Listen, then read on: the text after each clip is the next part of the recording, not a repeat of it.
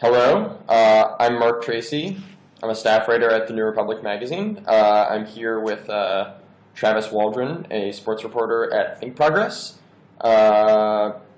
Pretty obvious which sports story we'll be discussing. Kind of one of those sports stories that bleeds out of the sports world itself and achieves mainstream relevance, which is that Michael Sam, a All-American Southeastern Conference Defensive Player of the Year, defensive end for the Missouri Tigers, has come out as a gay man just a couple of months in advance of the NFL draft, which is a huge thing. I think even now, even no matter what happens in the draft, he's probably the most prominent, active, openly gay male athlete in America. Travis might disagree, but so we're going to get into that. So Travis, when you read about the news, we're talking Monday morning. The news dropped Sunday night. He kind of broke it both to the New York Times' John Branch and to ESPN's Outside the Lines. Travis, what were your thoughts when you first read about it? I was sort of amazed and kind of shocked, honestly. It's not the way you'd think about it happening. You know, this guy coming out right before the combine, before the draft, and you know it's kind of it's a little risky, and you know you're banking on the fact that the NFL is going to be ready for this. That was initially. Then when I saw that, you know, it was kind of public knowledge in Columbia, Missouri, and scouts had sort of picked up on it. It was. I think it's smart. I think it's much better. You know, be open about this, talk about it. Don't, you know, try to hide it. This is a league where last year, you know, scouts and GMs were asking players if they liked girls and about their sexuality. And I hold the position that the NFL is as ready as you can be for this. You're never going to be all the way ready until somebody makes you be ready. And, you know, I'm kind of excited that now we're going to get to stop talking about hypotheticals and actually see this for real. Right, and I mean, I want to get to that, but first, just a tremendous shout-out to the Columbia, Missouri community and the Missouri Tigers, because it is amazing. I mean, Sam's explanation for actually why he came out now, I mean, I agree with you that it's definitely ballsy to do it, you know, so soon to the combine and before the draft. But his explanation, which makes sense, is that, you know, he felt it was going to come out. You know, I think at Senior Day last month, people were asking.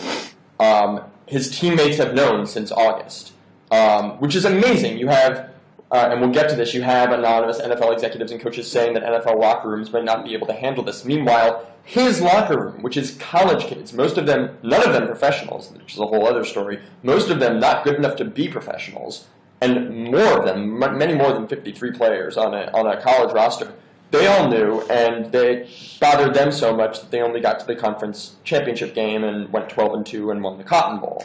Right. So basically the best season in Mizzou's history. Best season in Missouri's history, absolutely. You know, they're a recent entrant into the SEC, which is the best conference in football.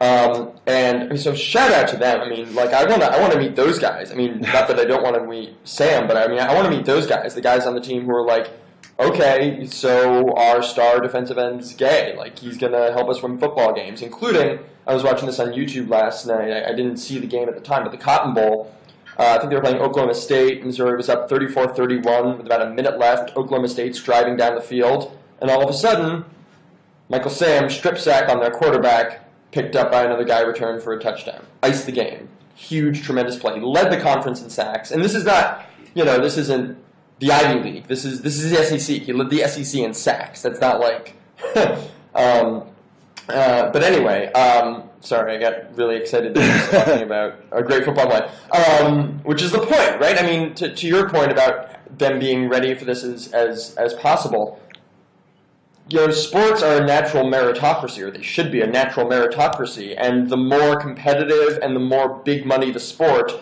the more meritocratic it should be. So you take the NFL, which is the biggest sport in terms of money, in terms of prominence. It's also the sport where merit matters the most because it's the sport, it's the league with the hardest salary cap, where you really have to, you have to stockpile guys. I mean, There's teams that will go out of their way to stockpile players, to go after players with, bad values, as it were. This is the thing Mike Tannenbaum was reported to have done with the Jets, getting Plaxico Burress and Santonio Holmes and whatnot, because players with quote-unquote bad values come cheap relative to their skills for obvious reasons. So if we have NFL teams going after guys with bad values because they're a bargain, really they can't take a flyer on a good player who has perfectly good values, happens to be gay, and maybe between the locker room and the media, I don't even know how much I believe this, but ostensibly the argument made against an NFL team drafting him because he is gay is that, we're not homophobes, but it's a distraction.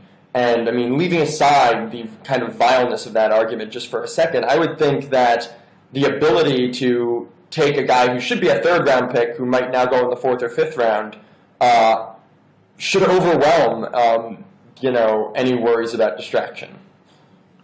Yeah, I agree. Well, first off, I think that distraction label is, I've written about this before. It's kind of this catch-all for guys we don't want to deal with, whether or not they're actually distracting anybody or not. But look at an NFL locker room, all the things that go on during a season with guys on the field, with guys off the field. The idea that this is gonna kill kill a team, it's just nonsense. And I think when you look at a guy like Michael Sam, if he can play, they're going to give him a chance to play. And I think that's right. He can obviously play because he led the SEC in sacks. This is the league that's probably as close to NFL football as you can get at the college ranks. Yep. And I think it's a little overblown, this idea that teams and players are going to feel distracted by this guy and the media attention is going to dwarf them. What media attention is there going to be? Sure, when he first shows up for camp this summer for the OTAs, there's going to be attention. When he first shows up for training camp in July, there's going to be attention. When he plays, and then some other tight end will have found to have probably murdered someone. There'll be another dogfighting thing, or there'll be something. It's the NFL. There's always a story. Right. When he plays his first game, it'll be a thing. But what are we? It's not like we're going to sit here and write the first openly gay player gets his first sack, or first openly gay player gets his first tackle. It's just not like It's like you said, this is the NFL. They have all these storylines, both manufactured and for real. People lap them up. They love them, and it will be something else. Michael Sam is not going to be the story for the entire year. I actually think it's going to be a lot like when Robbie Rogers came out and played for the Los Angeles Galaxy in Major League Soccer. He came out, he got a standing ovation the first time he appeared on the field. After the game, his teammates were asked about it. He was asked about it. It led SportsCenter. And then it kind of disappeared. Robbie Rogers was just a soccer player again. And yes, the NFL is a much bigger thing than Major League Soccer, but I think the dynamic is parallel. It's a lot the same. Once this barrier's broken, it's going to be kind of like, oh, we waited all this time for that? And I don't think the media swarm is going to be nearly as bad as a lot of people in the NFL seem to think it will be. Right. The cold water I throw on all of this, I'm not, a draftology expert or an SEC expert. I did read a good piece by Mike Tanier at, I think he writes at Sports on Earth, which was just a scouting report. Obviously, it was a scouting report in the context of, hey, here's a likely third-round prospect you suddenly care a lot more about than the other, 31 likely third-round prospects. The issue with Sam as a player, which might not have come out as much in college, is he is short for that position. He's 6'1". I should say he's taller than most people, but this is the NFL. And so the idea is, in a 4-3 defense, you want your end maybe to be a little taller, and in a 3-4, you probably have him as a linebacker, but in which case his height would not be a problem, and his pass rushing ability would be a great asset, but he'd have to also be able to cover guys, which is not necessarily something he can't do, but something that's a project. And so when you're talking about a project, you start to say, oh, well, maybe we'll take him 4th round, we'll take him 5th round. His ESPN draft grade, which is different than Mel Kiper. They give numbers. I looked it up last night. It was a 58, which corresponds to roughly to 5th round draft picks. Which is by way of saying that if he gets selected in the 5th round, I for one am not going to say, oh, these cowards. I'm going to say, I'll give the benefit of the doubt if he goes. There's 7 rounds in the draft for those who don't know. If he goes a little low, people are going to be ready to jump on pretty much anything. Some people have said it could be a 2nd round pick, 3rd round pick, even as high as a 1st round pick, which seems a little dubious to me. I'm willing to give the benefit of the doubt if he goes a little lower. If he's not drafted, then I think that's a pretty clear sign. I just read Nick Daladuff's book, Collision Low Crossers, about a year in the life of the Jets. And in the 2011 draft, at Rex Ryan's behest, the Jets selected a completely unqualified wide receiver because he was Mark Sanchez's best friend. And that's why, with the 7th round pick, because the 7th round pick, half the guys on teams are undrafted free agents when they come out of college. Right. The 7th round pick is nothing. So if he simply goes not drafted, then that's when I think we have the right to sort of be like, this is BS. Yeah, I think people have to be understanding of how the NFL draft works, especially with a guy like Mike Sam. Right. The thing is, a lot of people who don't, which is fine, are suddenly gonna, I worry, become experts on the draft. Right. Because he's a classic, like you said, he's a classic tweener between that stand-up outside linebacker and the hand-down defensive end, and this is sort of prototypical in the NFL draft. These types of guys move up and down and fall and rise all the time, especially, depending on how he does at the Combine and how he does at Missouri's Pro Day and how he does in individual workouts. It only takes one team to fall in love with him, though. And, I'm going to be really shocked if a guy who led the SEC in sacks, led the SEC in tackles for loss. Teammates love him. Teammates voted him most valuable player, so he's probably a character guy, probably a leader guy. Right. And the thing is he's undersized. Sure, he's a little short, but there are teams out there, and there are guys out there who've sort of broken that mold on the defensive line. You think of the Indianapolis Colts teams back in the Peyton Manning heydays that had Dwight Freeney and Robert Mathis on the line. I think Mathis is 6'2", Freeney's shorter than that. Can't be. Elvis Dumerville's a guy who was like that in college, who is this huge talent at the University of Louisville, and everybody thought, well, he's doing great here, but he's just too small to make it in the NFL, and here he is now on his 2nd or 3rd contract in the league, and so I think he's just sort of an iffy case when it comes on that front. There could be a team that sees him work out, falls in love, and takes him higher than he's projected. There could be teams that just try to pick him up later than he's projected because they think they can get him at a little bit of a premium. But I'm going to be really shocked if he's not drafted. That quote from Sports Illustrated last night that quoted a executive saying 90% of NFL players NFL teams have dropped him on their draft boards. I just don't buy that. I don't think that's saying that there are 3 teams in the NFL that care more about a guy's sexuality than his talent. I think they're smarter coaches and smarter businessmen than that. Yeah, they want to win. This is the thing. This is why Red Auerbach drafted Bill Russell in the 50s. You want to win. You need the best guys.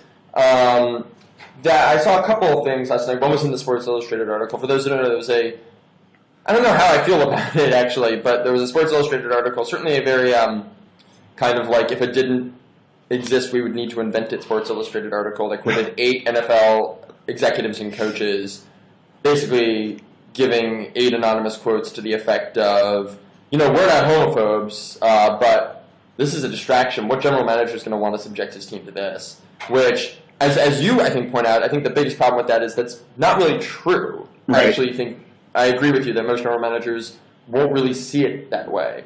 But, also, I kind of had issues with it being anonymous and also had issues with kind of the latent implied homophobia in it. But there was, it did say, one of the quotes was that you need a team with, and again, I'm not sure I agree with this, but you need a team with a good owner, stable ownership, stable executives, and so they named the Steelers, the Packers. Interesting that the Packers are seen to have the best and most stable ownership, because as we know, the Packers are the only publicly owned team in American professional sports. They're owned by the fans. It was the Steelers, the Packers, the Colts, the Niners, and who am I missing? Maybe the Broncos? I think they had Denver in there. Who? I think they had Denver in there, yeah. Yeah.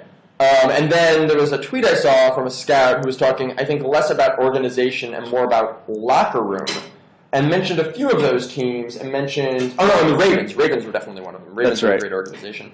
And then, but in terms of locker rooms, it was like Packers, Seahawks, which makes a lot of sense, actually. I'd love to talk about that for a second. Maybe the Colts, and yeah.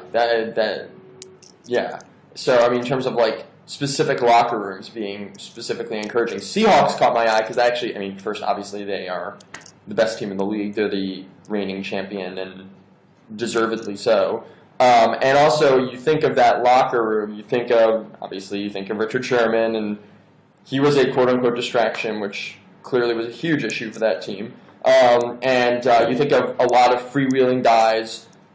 You think of personalities. You have this coach, Pete Carroll, who is very sort of empowering. He comes out of college. I mean, maybe that's the thing. Maybe that's the grand irony here, is that in college they're more accepting of it than in the pros for whatever reason. Maybe because they're younger. Maybe because they're not being paid, so the stakes feel lower. I don't know. Maybe because they haven't had time to become... I don't know, honestly, to be honest. But I almost... It is amazing to me that there wasn't a single guy in the Missouri Tigers who was like, screw this, I'm going to go burn this guy, I'm going to go call up ESPN and leak this. Well, that says a lot about Michael Sam, though, doesn't it? I mean, exactly. I think it says a lot about Gary Pinkel, the Missouri head coach, a lot about the atmosphere at the University of Missouri and at their football team, and also a lot about Michael Sam, that, this guy shared something very personal with them, something that obviously these guys don't deal with on a regular basis in football locker rooms. And I think it says a lot that there was never anybody who was like, oh man, I'm going to go talk about how uncomfortable I am with this. And maybe there were discussions in the locker room. Maybe there were guys who had to overcome some discomfort with it. But I think it says a ton about the atmosphere at Missouri and about Michael Sam that this was handled the way it was there. And I'll tell you what, if I'm a, star, quarterback in West Texas who's looking at schools and I'm gay and Missouri comes calling, I'm probably going to take that call a little more seriously than I might otherwise have because of this. Yeah, I think that's I think that's a really good point too, because a lot of in the broader LGBT rights movement, a lot of the focus has been on how equality is good for business. You have all these. Nike is a big pro-equality company, and so is Adidas and Coca-Cola and some of these other companies that have been out there like this. And I think that's a good point that you make about Mizzou. There's obviously other gay football players. It's not like Michael Sam is the only one. And No, you didn't hear this? There's literally never been any gay football players. Right. It's Michael Sam and everyone else who's ever played football.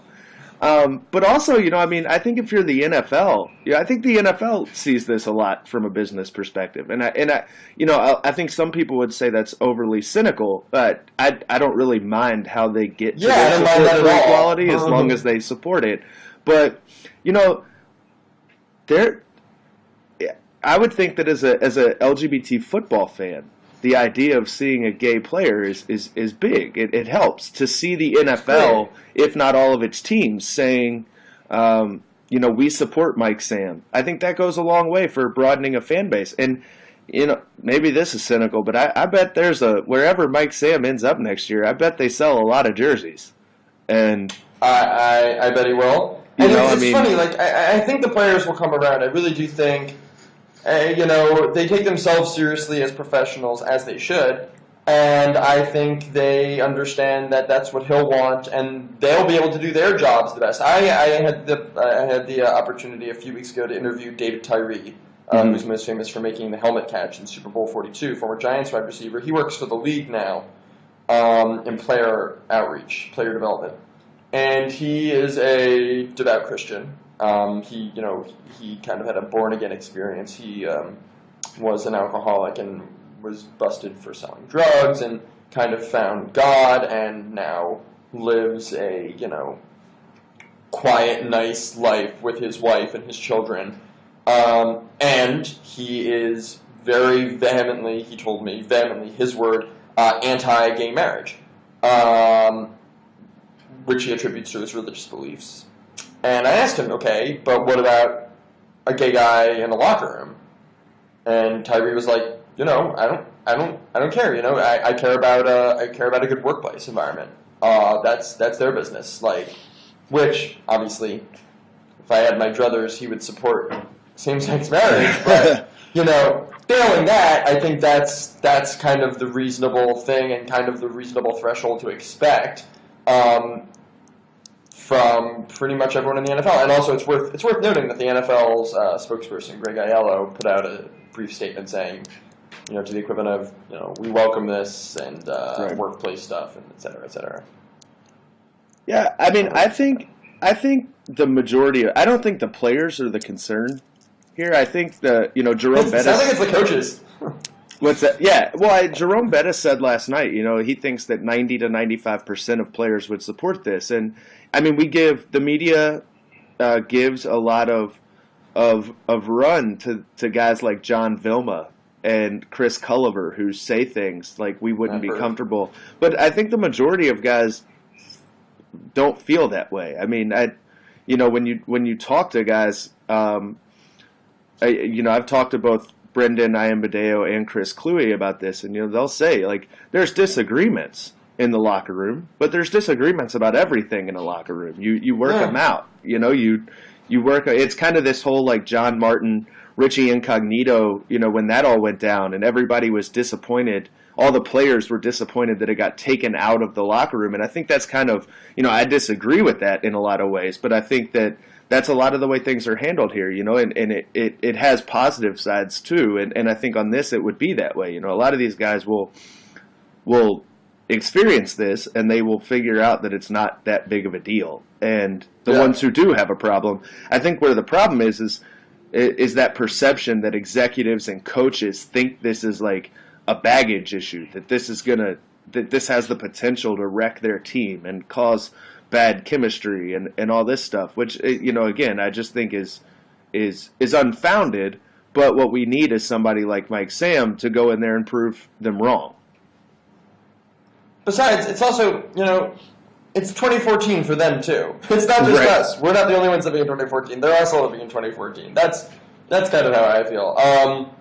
I wanted to, as long as we're on the topic of football, talk to you a little about the Washington football team. And I say Washington football team. It's actually the policy of my magazine, which I'm not entirely sure I agree with, frankly, not to use the name of the Washington football team. However, I personally feel a deep investment in the Washington football team insofar as I am a tremendous fan of said team, and that kind of the neurotic manifestation of that is that I personally prefer not to use their name, their racist, condescending, evil name.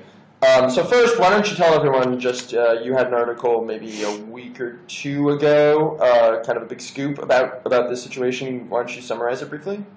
Yeah, so I was working on a story kind of on the history of the campaign against the name and how the name developed, and in the course of reporting, learned that Washington was paying Frank Luntz, former Senator George Allen, and Ari Fleischer to give them advice on how to deal with the team's name, which was, kind of to me was pretty indicative of the fact that that the campaign against them is making some movement here, because their public position is, hey, we don't really care what these people say. We're listening, but it's not really having an effect on us. and here they are paying 3 high-profile Republican advisors to go along with, Lanny Davis, who they've been paying since earlier last year. I think it shows, they care, that they're paying attention to this, and they had the release this morning of, letters that they received from to Dan Snyder from people defending the name. I think they said it was about 7,000. So, I think there's the idea that this isn't that this is a one-sided debate where one side is yelling and the other side's just kind of not really paying attention and is confident in its position. I think that's sort of eroding a little bit. I think the team is definitely paying attention to this, and the NFL is too. I think they're definitely watching it too. Well, I was blown away. I mean, I think you and I both learned about the letters this morning the same way, which is via Mike Allen's playbook. Right. It's like the cigarettes of the political class. Like, we all know it's bad for us, but we're addicted. And everyone else is doing it, and so we have to too. I mean, we can't not read the playbook. But he reported on that. He didn't. I checked. I don't think he cited your story, which was a big deal when it came out. He certainly didn't cite a New York Times story yesterday reporting that Senator Maria Cantwell and Republican Tom Cole, that's a Democrat and a Republican, plan to send a letter to Washington saying, hey guys, you have a racist name, you should probably change that. I think Congress, it is appropriate for Congress to get involved here. I tend to be a little leery, like, for example, Congress investigating steroids in baseball. I kind of not sure how I feel about that. But here you have 2 things, which is, one, you have the NFL's tax-exempt 501c3 status. That's not the teams, but it is the NFL, which is its own thing. I don't know if you were on that conference call last week, but Senator Coburn, a Republican, was on that, and there's this new movement to get the NFL no longer to be taxed as a nonprofit, because why would the NFL possibly be taxed as a nonprofit while it pays Roger Goodell, I don't know, $10 million a year or something. And second of all, historically, I think not illegitimately, Congress, the federal government, has taken outsized interest in Washington's team because it's Washington. It's the capital of the country. And in fact, Washington became the final team to integrate in 1962, in no small part because its racist owner, its previous racist owner, was basically pressured by the Kennedy administration because he was leasing or building RFK, or what became RFK, 62, they weren't naming stadiums after RFK yet, on federal land. And so the National Parks Commission, the National Park Secretary of the Interior, Secretary Udall, who has now 2 sons, or a son and a nephew who are both senators, basically pressured them into integrating, becoming the last NFL team to do so. That was not in playbook either. I guess that wasn't nearly as important. I guess Lanny Davis didn't email that to Mike Allen. But do you think, and actually I want to say one other thing, which is you were talking about how the issue that this is one-sided is eroding. I agree with you. I also am a little bothered by the discourse surrounding this, wherein the fact that obviously Washington's going to cite polls of both Americans and of Native Americans saying they don't find the name offensive. And let's even assume the methodology on those polls is okay, and it's not, but let's assume it is.